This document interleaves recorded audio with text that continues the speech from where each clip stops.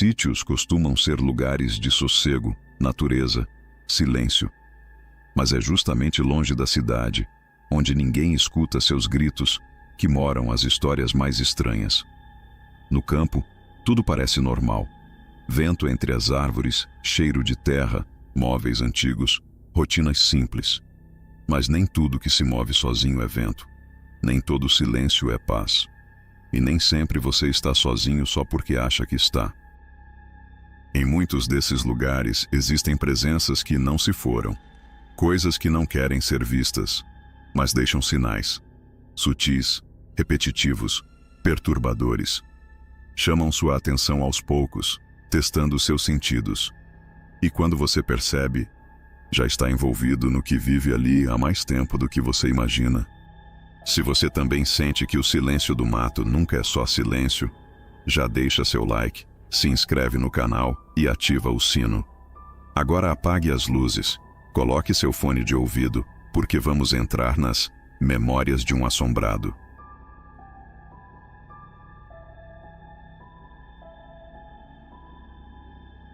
Relato 1. O sítio que nunca ficava em silêncio. Meu nome é Leandro, tenho 38 anos e moro em Campinas, no interior de São Paulo. O que eu vou contar aqui aconteceu comigo no ano passado, quando decidi passar um tempo no antigo sítio do meu avô, nos arredores de Itirapina. Pode parecer uma escolha simples, quase comum, mas o que encontrei lá mexeu comigo de um jeito que ainda não sei explicar direito. Não teve espírito, nem aparição, mas teve silêncio. Um tipo de silêncio que ninguém conta quando fala de vida no campo. Passei boa parte da minha infância naquele sítio. Era um lugar simples, com uma casa de madeira, um galpão velho, um chiqueiro abandonado e lá nos fundos, uma trilha que descia até uma nascente. Depois que meu avô morreu, o lugar ficou fechado por anos. Minha mãe nunca teve coragem de vender e eu também nunca pedi. O sítio ficou ali como uma lembrança que ninguém queria tocar. Mas agora, quase 30 anos depois, ele era meu. E por algum motivo que nem eu sei explicar, decidi que ia passar um tempo ali. Talvez fosse saudade, talvez curiosidade. Ou só o desejo de me desligar um pouco da cidade. O sítio precisava de cuidados, claro, mas a estrutura principal ainda estava firme. Nada que algumas ferramentas e tempo livre não resolvessem. Cheguei numa tarde de quarta-feira, sozinho, com o carro cheio de mantimentos, uma lanterna velha e uma faca de cozinha no porta-luvas, só por precaução. A estrada ainda era a mesma, embora o mato tivesse engolido parte do caminho. A primeira coisa que senti quando desci do carro foi aquele cheiro. Terra úmida, madeira envelhecida, capim seco. A segunda coisa que senti foi o silêncio. Mas não era um silêncio de paz. Era espesso, estranho. Nem grilos, nem aves, nem vento. Como se o próprio mato tivesse prendido a respiração para me observar. Entrei na casa principal. A madeira estalava debaixo das botas e o ar tinha gosto de coisa guardada há tempo demais. Abri as janelas, limpei os cantos, tirei algumas teias de aranha. Por um momento, parecia até que ia dar tudo certo. O pôr do sol coloria o céu e o silêncio parecia querer dormir também. Só parecia. Naquela primeira noite não consegui relaxar. Primeiro foram estalos no telhado. Depois, passos leves na varanda. Olhei pela janela, mas não vi nada. E o que realmente me incomodou não foi o que ouvi, mas o que senti. A sensação constante de que tinha algo ali. Não fantasma, não assombração, mas uma presença bruta, quase invisível, que parecia me espreitar da mata. Na dúvida, dormi com a faca ao lado da cama, mas mesmo assim, só peguei no sono quando o céu já clareava. Na manhã seguinte, fui até a bica lá nos fundos. A trilha estava mais fechada do que eu lembrava, cheia de galhos secos e folhas acumuladas. Conforme descia, a memória da infância vinha junto. Eu e meu avô lavando frutas ali, ele sempre com o chapéu de palha na cabeça e aquele silêncio confortável de quem sabe que o tempo passa devagar no mato. Mas agora o silêncio era outro, não era acolhedor. Era o tipo de silêncio que te faz prestar atenção no próprio respirar. A bica ainda estava lá, pingando devagar, mas o som da água parecia fraco demais. Fiquei alguns minutos parado, ouvindo. Não dava para explicar aquilo, mas o mato parecia querer me afastar. Voltei para casa com uma leve dor de cabeça e uma sensação estranha no estômago. Talvez fosse só cansaço. Talvez. Passei o dia limpando os cômodos e organizando as ferramentas. Mexi na parte elétrica, revisei o encanamento, troquei algumas telhas soltas. A rotina me acalmava um pouco, como se ocupar as mãos ajudasse a esvaziar a mente. Quando o sol começou a baixar, decidi parar e fazer uma janta simples no fogão a gás. Enquanto comia, notei que o silêncio continuava absoluto. Nem um carro na estrada de terra, nem uma coruja. Nada. Mais tarde, quando me deitei, senti a madeira do piso vibrar levemente. Não era forte, nem constante, mas era real, como se alguém caminhasse muito devagar pelo corredor externo. Não quis acender a luz. Fiquei só ouvindo, deitado, com os olhos bem abertos. Depois de uns minutos, o som parou. Mas o silêncio que veio depois foi ainda mais inquietante. Não era a ausência de som, era a presença de alguma coisa que não queria ser ouvida. No terceiro dia, decidi explorar um pouco mais os arredores. Fui até o galpão, que ficava a uns 100 metros da casa. Era onde meu avô guardava ferramentas e coisas antigas. A porta estava emperrada, mas consegui forçar a entrada. Lá dentro, poeira, madeiras empilhadas e um cheiro forte de óleo velho. Vasculhei o lugar e encontrei uma caixa com algumas anotações. Pareciam registros de plantio, datas, previsões do tempo. Mas havia também frases soltas, rabiscos sem sentido, como se alguém tivesse escrito com pressa ou raiva. Em uma das folhas, uma frase me chamou a atenção. Não é bicho, é o mato que olha. Fiquei um tempo olhando para aquilo. A letra era do meu avô, sem dúvida. Mas ele nunca foi de escrever esse tipo de coisa. Pelo menos não que eu soubesse. Voltei para casa com a folha dobrada no bolso. Não contei para ninguém que tinha ido ao sítio. Achei que era melhor assim, pelo menos nos primeiros dias. Mas naquela noite, tive um sonho estranho. Sonhei com o galpão, com a bica, com o silêncio e com uma presença que ficava no limite da mata, imóvel, como se esperasse algo. Acordei com o coração acelerado e um suor frio escorrendo pelas costas. Não havia barulho, mas também não havia paz. Comecei a pensar que talvez fosse coisa da minha cabeça. O cansaço, a solidão, a falta de barulho, tudo isso podia estar mexendo comigo mais do que eu imaginava. Mas ainda assim, havia algo naquela atmosfera que não combinava com memória de infância nenhuma. A casa parecia a mesma, mas o tempo tinha deixado um peso em cada parede, como se os anos tivessem transformado o lugar em outra coisa, uma coisa que não queria ser habitada de novo. No fim da tarde, sentei no alpendre com uma caneca de café. A luz alaranjada do sol filtrava pelas árvores, e por um momento eu quase esqueci das noites anteriores. Quase. O silêncio continuava presente, mas agora com um detalhe novo. Uma brisa constante que balançava as folhas, mas que não fazia barulho. Nem o som do vento era natural ali. Foi então que notei algo pendurado na cerca perto do chiqueiro antigo. Me aproximei com cautela. Era um amontoado de panos velhos, amarrados com barbante e pendurados de cabeça para baixo, como se alguém tivesse improvisado um espantalho, mas sem forma, sem rosto, sem propósito. Toquei nos panos. Estavam secos, mas fediam a coisa velha, guardada demais. Não me lembrava de nada daquilo na infância e era impossível imaginar meu avô fazendo esse tipo de coisa. Ele era prático, direto, nunca teve superstição. Desamarrei os panos e joguei fora, mas a sensação de desconforto ficou comigo até escurecer. Naquela noite, fui acordado por um som mais nítido. Não estalo, não passos. Era um barulho metálico, como se alguém batesse em uma grade. Levei um tempo para perceber que vinha do galpão. Peguei a lanterna e a faca e fui até lá, contra a minha própria vontade. A porta estava entreaberta. Isso me gelou. Eu lembrava de ter fechado e travado com a tábua por dentro, do jeito que sempre fiz desde que cheguei. Empurrei devagar. A lanterna tremia na minha mão. O interior estava igual, ou quase. O que antes estava empilhado parecia revirado. Algumas ferramentas estavam no chão, como se tivessem sido derrubadas com força. Olhei cada canto, iluminei o teto, o chão, as paredes. Nada. De repente percebi o barulho de novo. Mas não estava mais vindo dali. Agora parecia vir da direção da bica. O mesmo som metálico, só que mais distante, abafado, como se algo arrastasse ferro contra a pedra. Voltei para casa andando rápido, sem correr, mas com o coração querendo escapar pela garganta. Fechei todas as janelas e tranquei a porta com a tranca grossa da época do meu avô. Dormi pouco. Acordava a cada ruído. Cada estalo virava uma ameaça. No dia seguinte, decidi que ia embora no sábado. Mais 2 dias e daria por encerrado o retiro. Ainda queria terminar de organizar umas coisas e fazer uma limpeza final. Mas no fundo, eu sabia que não era só isso.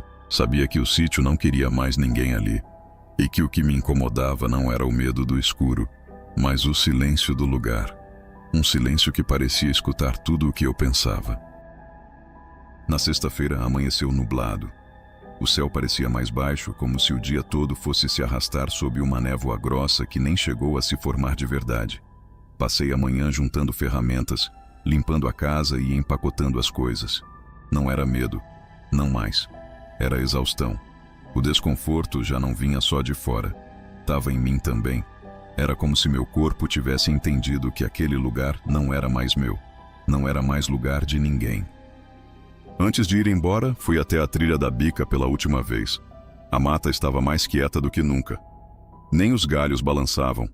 Quando cheguei na parte mais baixa, notei que alguém tinha colocado pedras sobre a saída da água. Alguém, ou alguma coisa. As pedras estavam dispostas como uma espécie de barreira, como se quisessem impedir o fluxo, ou esconder algo. Não toquei em nada. Fiquei alguns minutos ali parado, tentando lembrar se aquilo já existia antes. Não lembrava. E mesmo que lembrasse, não queria descobrir mais nada. Voltei para casa, travei todas as portas e janelas, e no início da tarde, entrei no carro e fui embora. A estrada de terra parecia mais estreita na saída, como se o mato tivesse avançado só nos dias em que estive lá. Não olhei para trás. Não pensei 2 vezes. Desde então, nunca mais voltei. Deixei a chave com minha mãe e avisei que o lugar estava limpo, mas que não pretendia pisar lá de novo. Ela não perguntou por quê, e eu também não contei. Hoje, o sítio continua lá, fechado, cercado por mato, pela mesma estrada esquecida de sempre. Não aconteceu nada que você possa dizer, foi isso. Mas aconteceu tudo o que basta para você nunca mais querer voltar. Se você já passou um fim de semana no mato, sozinho, longe de tudo, sabe que o silêncio não é só ausência de som. Às vezes, o que incomoda não é o que você escuta, é o que você percebe quando nada faz barulho. A maioria das pessoas acha que vai encontrar paz em lugares assim, mas só encontra paz quem não presta atenção demais.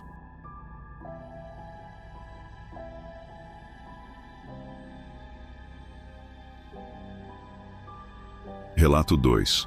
A Casa do Fundão do Pasto. Meu nome é Heloísa, tenho 41 anos e moro em Juiz de Fora, Minas Gerais. No início do ano passado, depois de me separar, fiquei uns meses meio sem chão. Foi um divórcio difícil, daqueles que deixam a gente esgotada por dentro. Minha irmã, que mora num sítio a uns 40 minutos da cidade, me ofereceu um tempo de paz. Disse que eu podia ficar na casa do fundo do pasto, uma construção simples que antes servia de moradia para o caseiro. A ideia era passar algumas semanas ali, sozinha, para colocar a cabeça no lugar. E, sinceramente, no começo parecia perfeito. A casa era modesta, mas bem cuidada. Tinha um quarto, banheiro, cozinha e sala pequena.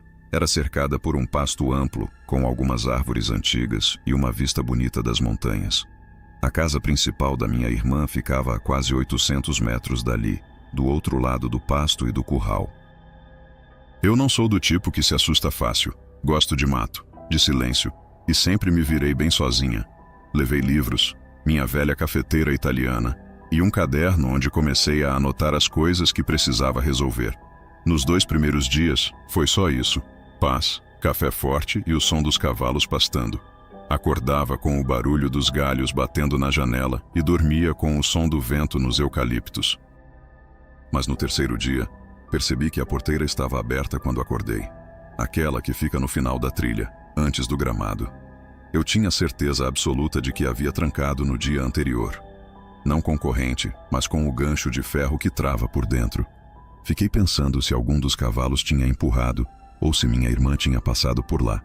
Mandei mensagem para ela, que respondeu só no fim da manhã, dizendo que ninguém tinha ido até a casa. Pensei em deixar para lá, mas comecei a reparar em outras coisas também, como o pano de prato pendurado de forma diferente, um chinelo fora do lugar, e mais sutil ainda, um cheiro leve de terra molhada dentro da sala, mesmo com o tempo seco. Na tarde do quarto dia, enquanto preparava um chá, vi alguma coisa passar rápido pela janela dos fundos. Não era sombra de galho, nem reflexo. Era escuro, alto, com formato definido.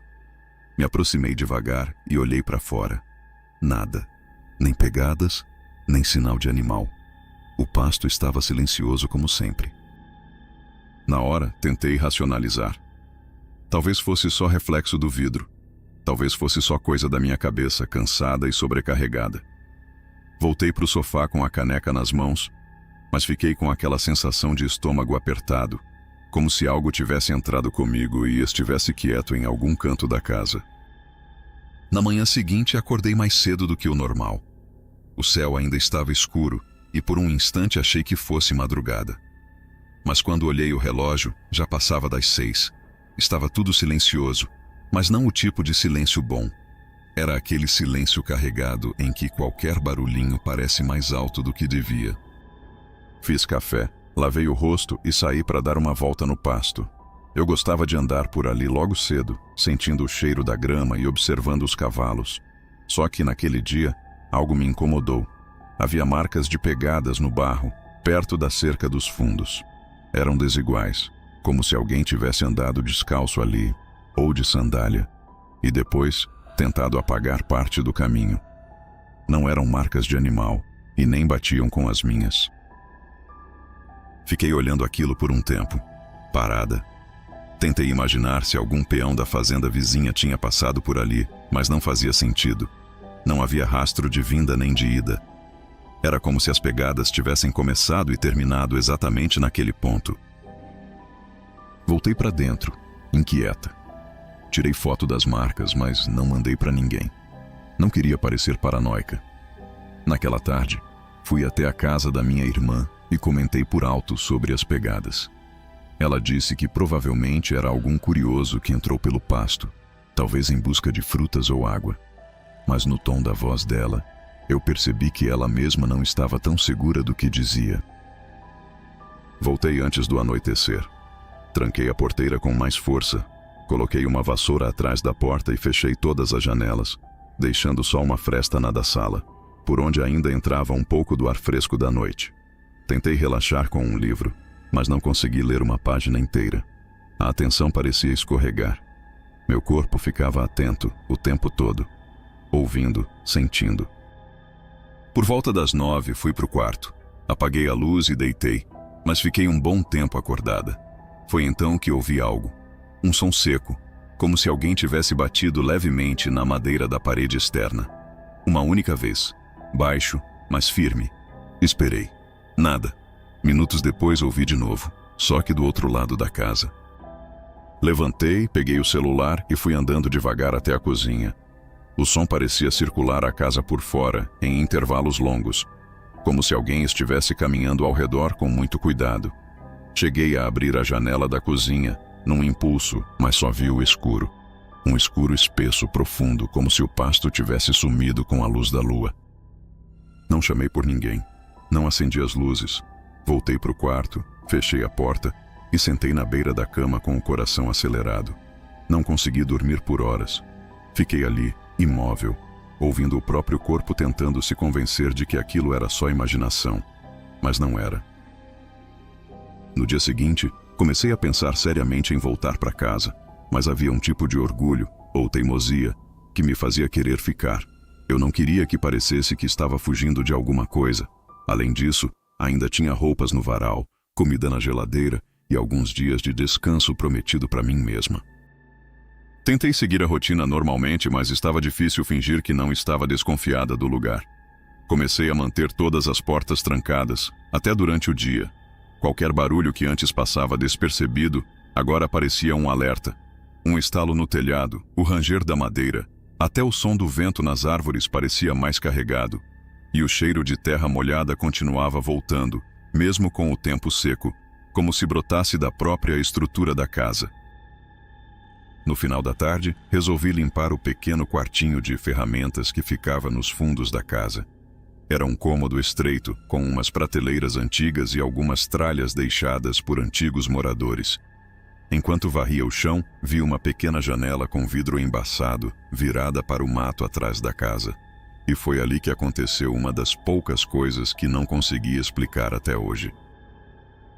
Enquanto esfregava o pano no vidro, tentando limpar, vi uma sombra passando do lado de fora. Não foi rápida, foi lenta, com forma definida, alta. A silhueta atravessou o campo de visão da janela e desapareceu para a lateral da casa. Meu primeiro impulso foi sair correndo, mas eu não queria confirmar o que tinha visto. Fiquei paralisada por uns segundos, coração disparado, o pano ainda na mão. Quando criei coragem e fui até a lateral da casa, claro, não havia nada, nem som, nem pegada, nem vulto. Dessa vez, não consegui fingir que era reflexo ou ilusão. Não ali. Não daquela distância. Era como se alguém estivesse rondando mesmo. Alguém que sabia exatamente por onde andar e quando aparecer. Voltei para dentro, fechei tudo e fiquei sentada no sofá até escurecer por completo. Não consegui cozinhar, não consegui ler. Liguei uma música baixa no celular, só para ter algum som dentro da casa, como se isso pudesse afastar o silêncio lá de fora. Mais tarde, já deitada, ouvi um barulho metálico vindo da direção do pasto. Era um som grave, abafado, como se algo batesse contra a cerca, 1, 2 vezes. Depois silêncio. Levantei só o suficiente para olhar pela janela do quarto, mas não vi nada além do escuro denso. Foi nessa noite que eu tomei a decisão. No dia seguinte eu iria embora. Não por medo, mas porque o corpo já tinha entendido. E quando o corpo entende, não adianta a mente tentar convencer do contrário. Acordei cedo, ainda antes do sol nascer. Nem tomei café. Só comecei a juntar minhas coisas em silêncio, como quem faz isso depois de uma decisão já muito amadurecida. Não era pânico, era certeza. Olhei a casa uma última vez, conferi portas e janelas e saí sem fazer barulho. No caminho até a porteira, vi as marcas de pegada de novo. As mesmas do outro dia, só que agora mais próximas da varanda. Descalças, novas. Não parei para pensar. Passei pela cerca, segui a trilha de volta até a estrada e deixei a chave com a minha irmã mais tarde, sem entrar em detalhes. Ela não questionou. Só me olhou de um jeito que me fez entender que talvez não fosse a primeira vez que alguém saía daquela casa antes da hora. Até hoje não sei explicar com palavras o que era aquilo. Não teve susto, nem ataque, nem evidência concreta. Mas algo ali estava errado. Errado de um jeito quieto. Errado de um jeito que só quem vive sozinho em um lugar isolado consegue captar. Depois disso, nunca mais voltei. A casa do fundão continua lá, vazia, como sempre esteve. Minha irmã usa o terreno para pasto e evita o assunto. Eu também. Nem tudo que assusta precisa aparecer. Às vezes, o mais perturbador é o que não se mostra. O que te olha de longe. O que se move quando você não está vendo. E quanto mais você tenta entender, mais o silêncio responde com o que você já sabia desde o começo. Alguns lugares só parecem vazios, mas não estão.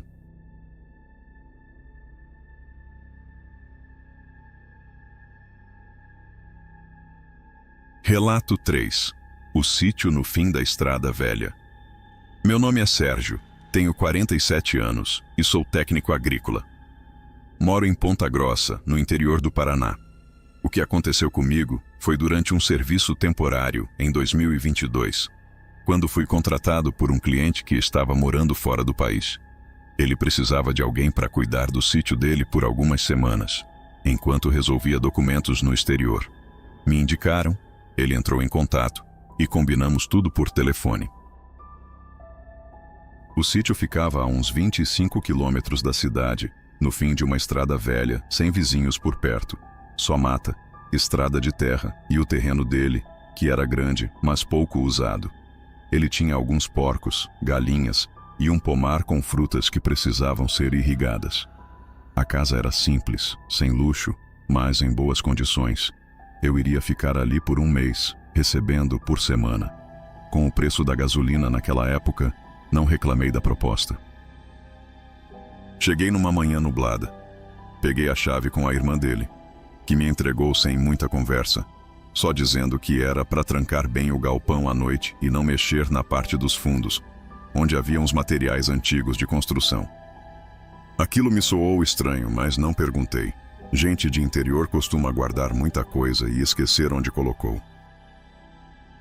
Nos primeiros 2 dias tudo correu normalmente.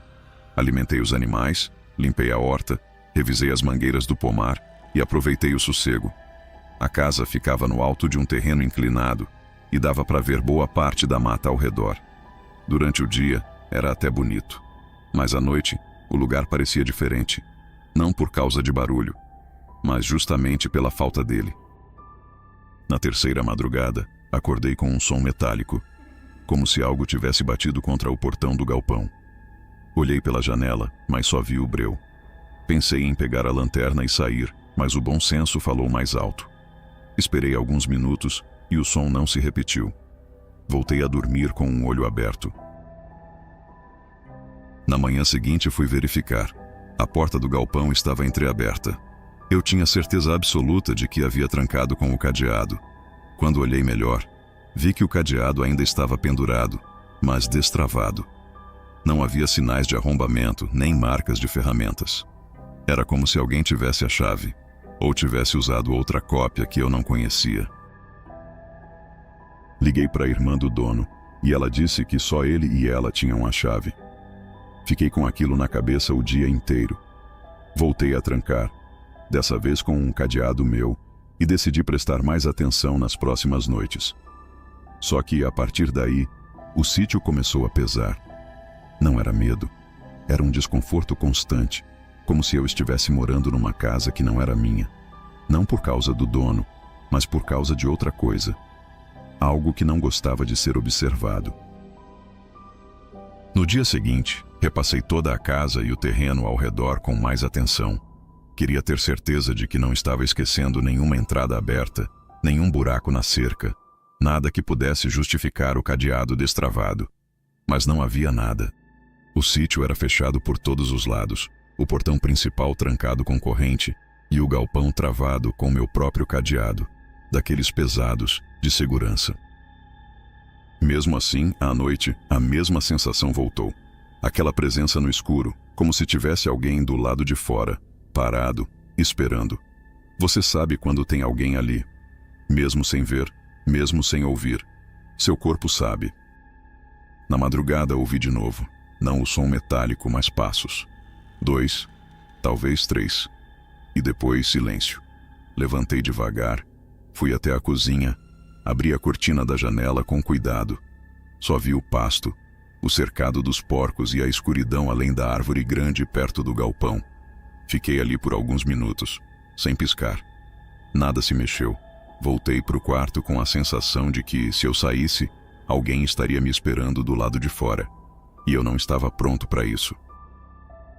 No outro dia, percebi marcas novas na porta do galpão, como arranhões, longos, fundos, na madeira velha, mas não pareciam feitos por animal. Eram retos demais, lineares demais, como se alguém tivesse usado uma lâmina. Isso me fez lembrar da tal recomendação da irmã do dono, não mexer na parte dos fundos. Decidi entrar no galpão e ver exatamente o que havia lá. Passei por sacos de ração, ferramentas penduradas, um armário antigo enferrujado e algumas caixas de madeira empilhadas. O chão era de cimento grosso, coberto de pó e folhas secas. No fundo, havia uma porta de compensado encostada. Não estava trancada, só encostada mesmo. Abri devagar. com o coração um pouco acelerado, e me deparei com um espaço apertado, meio depósito, meio quarto improvisado. Não tinha janela, só uma lâmpada pendurada por fio. Lá dentro havia algumas estantes, restos de madeira, pedaços de telha e um colchão encostado na parede. Um colchão velho, gasto, dobrado ao meio. Aquela imagem me travou por um instante. Por que alguém guardaria um colchão ali? Não mexi em nada. Fechei a porta, saí do galpão e travei tudo de novo. Voltei para casa com uma sensação ruim no peito. Não era medo, era intuição. Algo me dizia que alguém já tinha usado aquele espaço e que talvez ainda estivesse usando, mesmo com o dono fora do país. Nos dias seguintes, passei a agir de forma mais mecânica. Fazia tudo o que precisava fazer. Alimentava os animais, cuidava do pomar, limpava a casa, mas sem paz. Meu corpo estava lá, mas minha cabeça ficava o tempo todo em alerta. Cada barulho do mato parecia vir na minha direção. Cada som de folha arrastando no chão me fazia virar o rosto. Evitei o galpão. Depois de ver aquele colchão velho no fundo, não quis mais entrar lá. Mandei uma mensagem para o dono, perguntando se havia alguém morando no sítio antes de mim. Ele respondeu que não. Disse que só um caseiro antigo morou ali anos atrás, mas que tinha ido embora e nunca mais apareceu. Não entrou em detalhes. O jeito que ele falou me pareceu apressado, como quem quer encerrar um assunto antes que ele comece de verdade. Na sexta-feira daquela semana, choveu. Foi uma chuva curta, mas forte o bastante para formar lama perto do cercado. No fim da tarde, quando saí para verificar os porcos, percebi algo estranho no barro. Marcas de botas. Não as minhas. Eram mais estreitas, mais fundas, e seguiam até o lado do galpão. Olhei ao redor, mas não havia ninguém. E mesmo assim, o clima parecia diferente. Como se eu tivesse chegado atrasado para uma cena que já tinha acabado. O cheiro da chuva ainda estava no ar, mas junto dele vinha um cheiro mais fraco, quase imperceptível, o de cigarro. Um cheiro antigo, abafado, que parecia preso nas paredes do tempo. Voltei para casa com passos curtos, sem olhar para trás. Fechei tudo, apaguei todas as luzes e sentei no chão da sala, com as costas na parede e o ouvido atento. Por volta das 2 da manhã, ouvi um som seco no lado de fora. Um único passo, e depois outro. Lentos, espaçados. Permaneci imóvel. Não peguei lanterna. Não fui até a janela. Apenas esperei. O som parou por uns minutos. E então, como se fosse uma confirmação do que eu temia, ouvi o barulho do cadeado sendo tocado. Não foi aberto, não foi forçado. Foi apenas tocado, como se alguém estivesse ali do lado de fora, encostando nele com calma. A mão tremia, mas eu continuei no escuro, fingindo que não estava ouvindo nada. Naquele momento entendi que o que estava lá fora não queria invadir. Queria ser notado. Queria que eu soubesse que estava ali. No dia seguinte me levantei antes do sol nascer. O chão da varanda ainda estava úmido da chuva da madrugada. Dei a volta na casa devagar, observando tudo. Não havia pegadas, nem sinal de invasão. O cadeado do galpão seguia trancado, o pasto silencioso, os porcos quietos. Mas aquilo só aumentava o desconforto, porque apesar da ausência de sinais, a sensação de presença era mais forte do que nunca. E não era apenas impressão. Era uma percepção do corpo, como quando você entra num ambiente e sabe, instintivamente, que não está sozinho. Tomei café em silêncio. Comecei a juntar minhas coisas e mandei uma mensagem para o dono do sítio, dizendo que não conseguiria ficar até o final do mês. Ele respondeu em poucas palavras: "Tudo bem, obrigado até aqui." Nenhuma pergunta, nenhuma insistência. Antes de ir embora, fui até o galpão mais uma vez. Tranquei tudo. Empurrei uma caixa contra a porta do depósito interno e coloquei um cadeado extra por conta própria. Sabia que não adiantaria muito, mas fiz por mim. Quando entrei no carro, vi algo pela janela do banco traseiro. Não um vulto, nem uma sombra, só um detalhe. A cortina da janela da sala estava aberta, e eu tinha certeza absoluta de que havia fechado todas elas antes de sair. Não voltei, não desci para verificar. Liguei o carro e fui embora, sem pressa, sem pânico, mas com a firme decisão de não voltar. Nunca mais entrei naquela estrada de terra. O pagamento foi feito e o assunto morreu ali. Hoje, sempre que passo por aquela região, evito até olhar na direção certa, porque mesmo sem fantasmas, mesmo sem sustos, alguns lugares não querem ser ocupados de novo. E a gente só entende isso depois que tenta.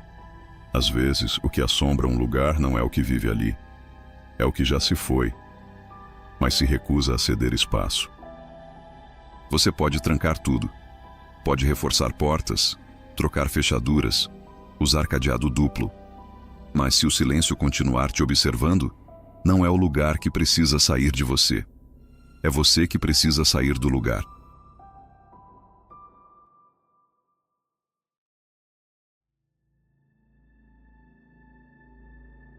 Relato 4. No sítio do antigo patrão. Meu nome é Rafael, tenho 29 anos e moro em São José dos Campos, no interior de São Paulo. Esse relato é sobre uma das experiências mais estranhas que já vivi, e não aconteceu em outro país, nem em lugar remoto. Aconteceu aqui mesmo, no interior, num sítio que, teoricamente, era um presente. Eu trabalhei por alguns anos como assistente administrativo em uma empresa de transporte.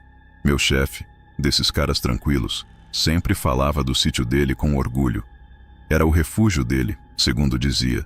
Quando pedi demissão para mudar de carreira, ele agradeceu minha dedicação e, como forma de reconhecimento, me ofereceu passar uns dias no tal sítio. Disse que a casa estava limpa, abastecida e que eu podia usar à vontade. Achei estranho no começo, mas aceitei. Eu estava mesmo precisando de um tempo para mim. O lugar ficava entre Cruzeiro e Lavrinhas, a uns 30 minutos de estrada de terra depois da rodovia. Isolado, mas bonito. Um cercado largo, pomar nos fundos, um galpão com ferramentas e uma casa com varanda e 2 quartos. Tudo simples, mas bem cuidado. Cheguei numa terça-feira, perto do fim da tarde. Deixei o carro perto da garagem coberta, abri a casa e fui explorando com calma. O cheiro era de madeira antiga e limpeza recente. Ventilei os cômodos, preparei um café e, no início, achei que seria exatamente o que eu precisava. Mas logo nos primeiros minutos comecei a notar pequenas incoerências. O relógio da cozinha estava 17 minutos adiantado. O fogão a gás tinha uma das bocas com a grade virada de ponta cabeça, e a caixa de fósforos em cima da pia tinha riscos de uso, mesmo que, segundo meu ex-chefe, ninguém estivesse usando a casa há mais de mês. Ignorei. Naquela noite dormi no quarto do fundo, mas antes de pegar no sono, por volta das 2 da manhã, ouvi o galo cantar. Não uma vez, 3 vezes, com intervalos curtos. Depois, silêncio. Aquilo me incomodou mais do que devia. Não era só pelo horário. Era o som em si. Era um canto rouco, quase abafado, como se viesse de dentro da casa. Levantei, olhei pela janela, mas não vi nada. O terreiro estava vazio e os cavalos pastando mais abaixo, quietos. Voltei a deitar, tentando me convencer de que estava cansado demais e que meu cérebro devia estar misturando os sons do lado de fora com alguma memória aleatória, mas já sabia, no fundo, que aquela estadia não ia ser tão tranquila quanto parecia. Na manhã seguinte, o clima estava estranho. Não nublado, nem chuvoso, apenas estranho. O ar parecia pesado demais para um dia tão claro. Os galhos dos pés de goiaba não se mexiam, mesmo com uma brisa leve soprando. Os cavalos não se aproximavam da cerca, como no dia anterior. Ficavam mais afastados, parados, olhando fixamente para o mato atrás do pomar, como se esperassem alguma coisa. Isso me incomodou mais do que deveria. Os cavalos não se mexiam, só observavam, um comportamento que até então eu nunca tinha visto. Fui até o pomar, reguei algumas plantas, tentei me distrair com o trabalho. À tarde, sentei na varanda e li parte de um livro que tinha levado, mas minha atenção oscilava o tempo todo. Era como se o ambiente estivesse em espera. Não tem outra forma de explicar. Nem ameaçador, nem calmo, só suspenso. À noite, enquanto jantava, vi um grupo de pássaros voando em círculos sobre uma área específica do pasto. Era tarde demais para isso. O céu já estava escuro, sem lua. Eles giravam devagar, quase sem bater asas, como se algo os estivesse mantendo ali. Fiquei observando pela janela da cozinha, imóvel. Não era um número enorme de aves, uns 7 ou 8, mas giravam de forma constante, quase perfeita. Depois de alguns minutos, desapareceram de uma vez só, todos juntos, e o silêncio voltou. Dormi mal. O galo cantou de novo, dessa vez por volta das 3h20 da manhã. Não era alucinação, era claro, real, e vinha da parte de trás da casa. Levantei, fui até o corredor, acendi a luz. Estava tudo em ordem, as portas trancadas, janelas com tranca, nada fora do lugar. Mas o canto do galo se repetiu, só que agora, mais próximo. Não fui até lá fora. Fiquei sentado no sofá da sala com o abajur aceso até o dia clarear, e só percebi que tinha cochilado quando acordei com o som dos cavalos. Mas não era o som das patas ou do relincho, era o som deles correndo, como se tivessem sido assustados. Abri a porta devagar e vi o pasto marcado por pegadas frescas. Todos os cavalos estavam agora do outro lado do terreno, próximos à cerca. Estavam agitados, virando o pescoço de um lado para o outro, como se estivessem cercando algo que eu não conseguia ver. Voltei para dentro e fechei a porta com mais firmeza. Já não era mais só incômodo. Era certeza de que alguma coisa naquele lugar estava fora do que a gente costuma considerar normal. Depois daquela manhã, fiquei mais atento aos sinais. Passei a anotar pequenos detalhes num caderno, horários em que os sons apareciam, comportamento dos animais, mudanças no ambiente. Foi tentando registrar os padrões que encontrei por acaso o caderno escondido. Estava atrás do armário do quarto da frente, aquele que eu nem estava usando. Fui arrastar o móvel para limpar a parede e vi algo preso entre a madeira e a parede. Um caderno de capa preta, encardido, com folhas amareladas e uma etiqueta sem nome. Não era do meu ex-patrão. A letra era diferente, mais antiga. Alguém tinha vivido naquele sítio antes dele. Folhei com cuidado. Eram anotações soltas, de alguém que morava ali há muito tempo. Algumas páginas falavam sobre cuidados com as plantações, épocas de colheita e datas com registros de chuva. Mas entre essas anotações, havia trechos estranhos. Um deles dizia: "Os cavalos avisam, eles sabem antes, sempre às terças." Outro: "Não se olha para o mato depois da terceira vez que o galo canta. É aí que começa." Fiquei lendo aquilo com uma mistura de curiosidade e arrependimento. As frases não explicavam nada, mas pareciam diretas, como lembretes, como se alguém estivesse deixando instruções para si mesmo, ou para quem viesse depois. Nas últimas páginas, a caligrafia estava mais tremida. Havia uma sequência de frases repetidas. "Não é a casa. Não é a casa. Não é a casa." Fechei o caderno devagar, como se pudesse acordar algo ao virar a última folha. Guardei na mochila. Naquele momento percebi que não queria mais estar ali. Não importava se aquilo era superstição ou alguma brincadeira de mau gosto de um antigo morador. O efeito já estava feito. Naquela noite, preparei as coisas para sair de manhã. Fechei todas as janelas, revisei o carro, separei só o essencial. Fui dormir mais cedo, mas o corpo não desligava.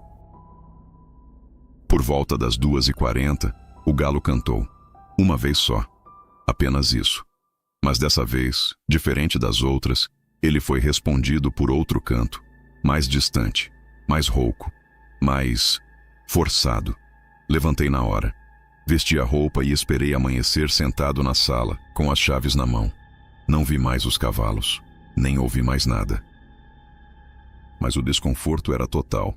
O sítio, apesar de intacto, parecia errado, como se estivesse deslocado, não no tempo, mas na intenção, como se não fosse feito para receber ninguém. Saí do sítio antes do sol nascer. O céu ainda estava escuro, mas eu já tinha tomado minha decisão. Nem tomei café. Joguei as coisas no carro, tranquei a casa e deixei a chave no lugar combinado, debaixo do vaso de cerâmica na varanda. A estrada de terra estava mais estreita do que na ida. Não fisicamente, mas na sensação. Como se o mato tivesse avançado um pouco mais durante minha estadia. Não cruzei com ninguém no caminho. Não olhei para trás. Chegando na cidade, mandei uma mensagem para o meu ex-patrão, avisando que tinha saído um pouco antes do combinado. Ele agradeceu, disse que esperava que eu tivesse descansado. Eu só respondi com um sim. Não quis explicar, porque o problema não foi a casa, nem os sons, nem os animais. Foi o conjunto, o som fora de hora, o comportamento dos bichos, as frases no caderno, e aquele sentimento constante de que tudo estava certo, demais, como se o lugar estivesse fingindo ser um sítio comum, como se imitasse o normal, só que com um detalhe fora do lugar, um pequeno atraso no relógio do mundo. Desde então, nunca mais aceitei convites para passar um tempo em lugar isolado. Pode parecer bobagem, mas tem coisas que não deixam marcas visíveis. Só mudam a forma como você percebe o silêncio e o tempo. Às vezes o que te perturba não é o que acontece, é o que acontece do jeito errado. Um canto fora de hora, um animal olhando para o nada, um espelho sempre sujo, mesmo depois de limpo. É assim que o desconforto começa, devagar, repetido, até que a própria lógica do lugar pareça virar de costas para você. E quando isso acontece, você já entendeu, mesmo que finja que não.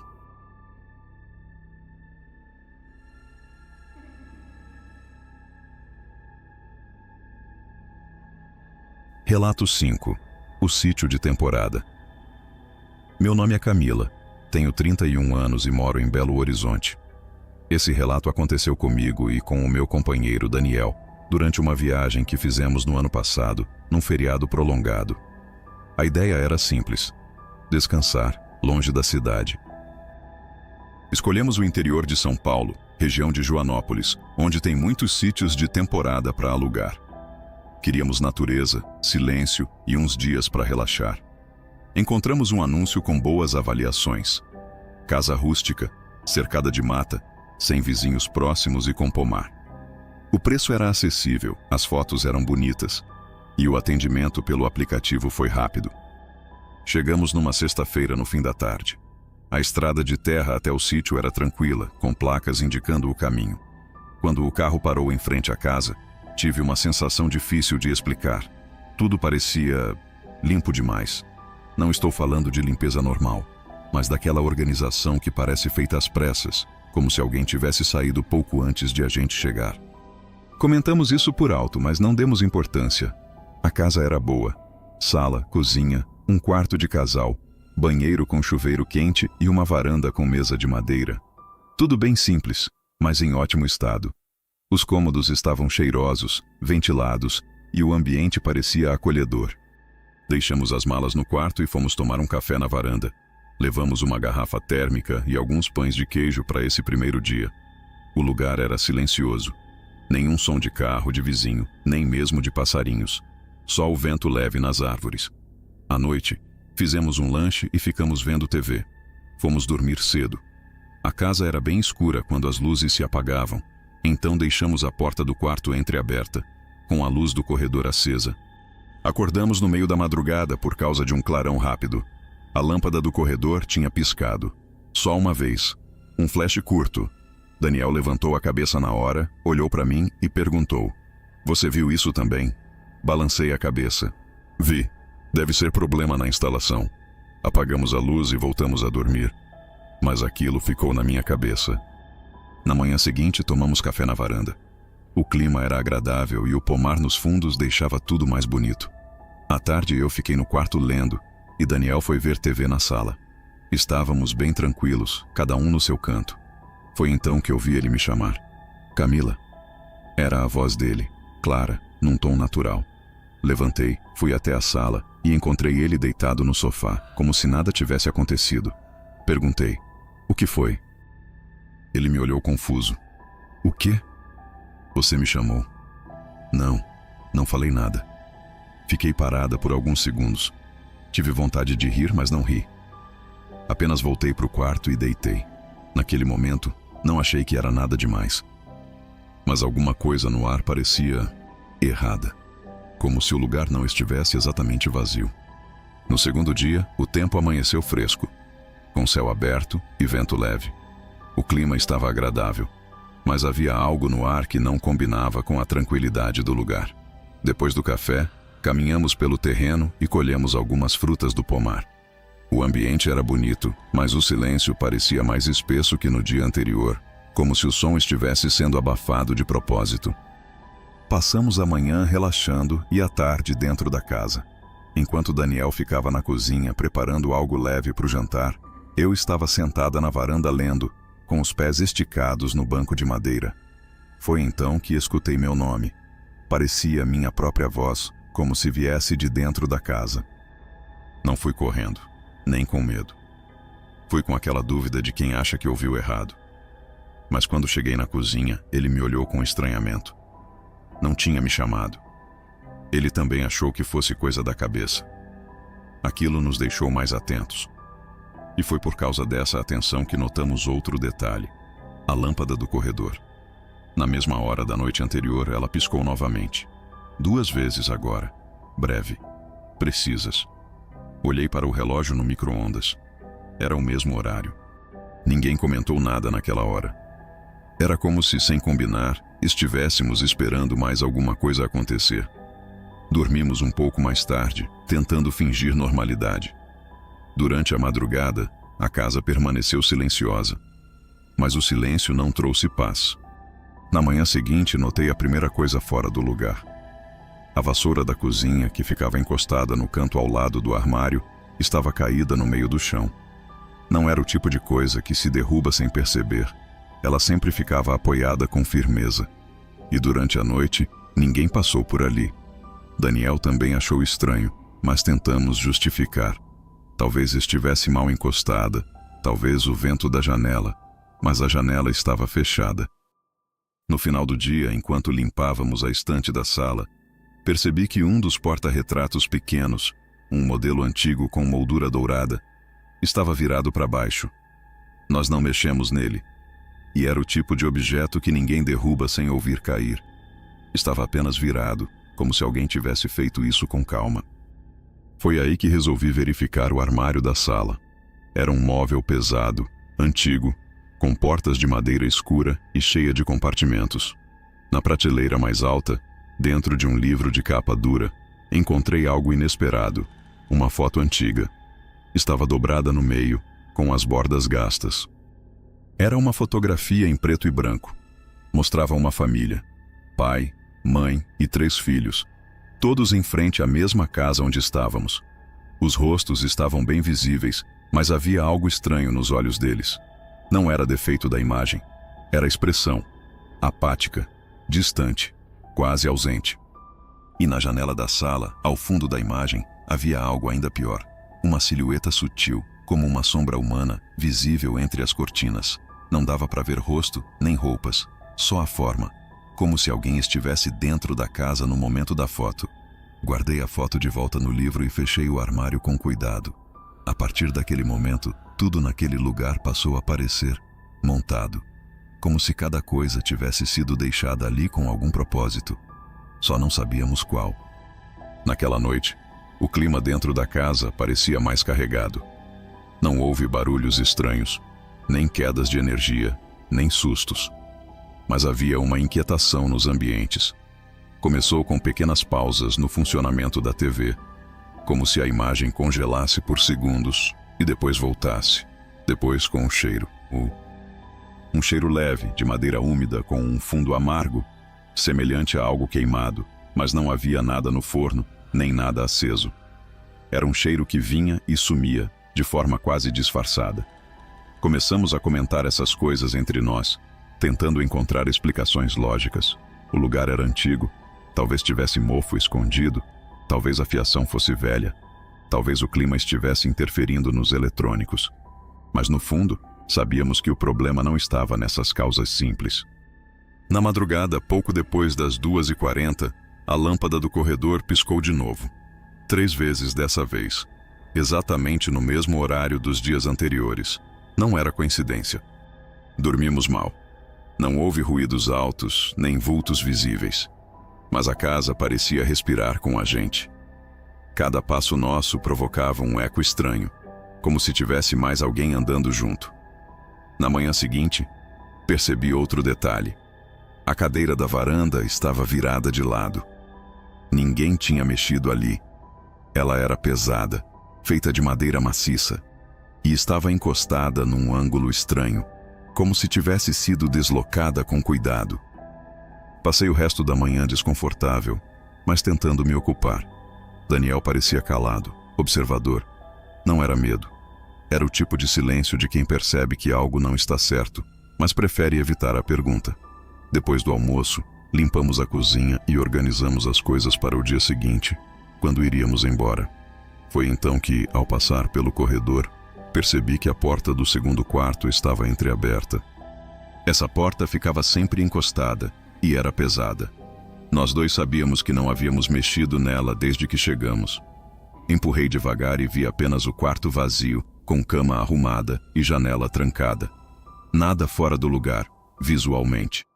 Mas o ar lá dentro era mais frio, não pela temperatura, mas por algo que não sei explicar.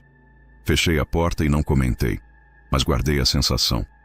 À noite, enquanto jantávamos, o rádio que estava desligado no armário da sala fez um estalo alto. Nenhuma luz acendeu, nenhuma interferência, só o som seco, como se tivesse recebido uma descarga interna. Nos olhamos, não dissemos nada. Sabíamos que a casa não estava vazia, mas também sabíamos que não havia ninguém ali, pelo menos ninguém visível. Na manhã do último dia, arrumamos nossas coisas em silêncio.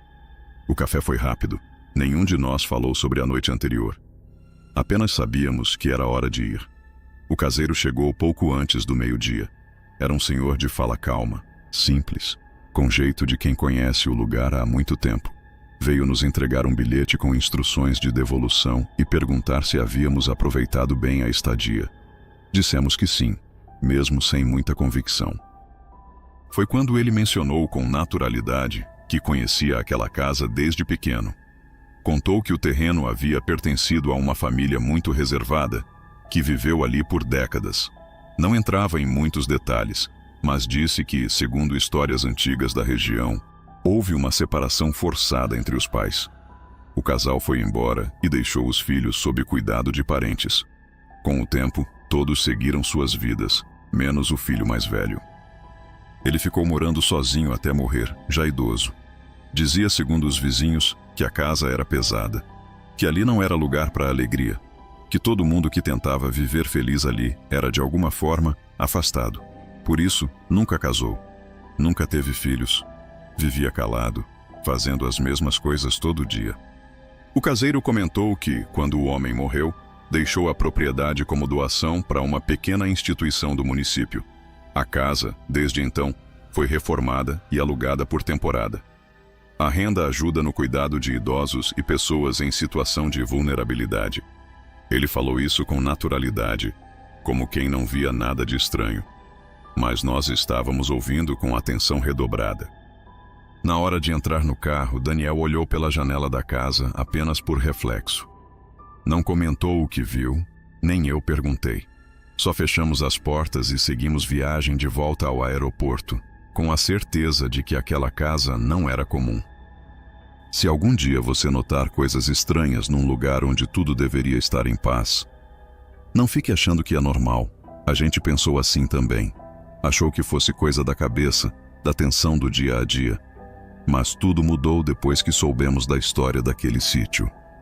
Hoje, olhando para trás, a gente acredita que aquelas pequenas coisas não eram por acaso. Talvez fossem sinais, ou talvez fosse só o lugar, mostrando que não queria companhia.